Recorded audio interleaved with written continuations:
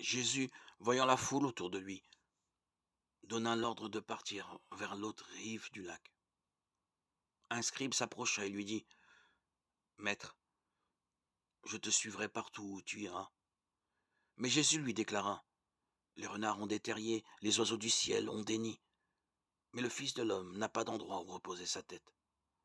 Un autre de ses disciples lui dit: Seigneur, permets-moi d'aller d'abord enterrer mon père. Jésus lui dit: Suis-moi et laisse les morts enterrer leurs morts. Comme Jésus montait dans la barque, ses disciples le suivirent. Et voilà que la mer s'agita violemment, au point que la barque était recouverte par les vagues. Mais lui dormait.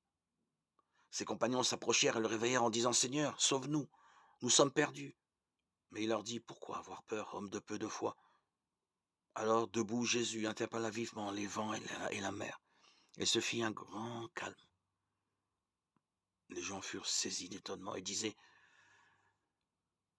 Quel est donc celui-ci pour que même les vents et la mer lui obéissent? Comme Jésus arrivait sur l'autre rive du lac, dans le pays des Gadaréniens, deux possédés sortirent du cimetière à son rencontre. Ils étaient si méchants que personne ne pouvait passer par ce chemin. Et voilà qu'ils se mirent à crier: Que nous veux-tu, Fils de Dieu? Es-tu venu pour nous faire souffrir avant le moment fixé? Or, il y avait au loin un grand troupeau de porcs qui cherchait sa nourriture. Les démons suppliaient Jésus: Si tu nous expulses, envoie-nous dans le troupeau de porcs. Il leur répondit: Allez-y. Ils sortirent et ils s'en allèrent dans les porcs.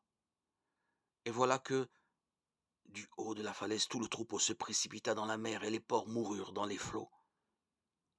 Les gardiens prirent la fuite et s'en allèrent en ville annoncer tout cela avec l'affaire des possédés.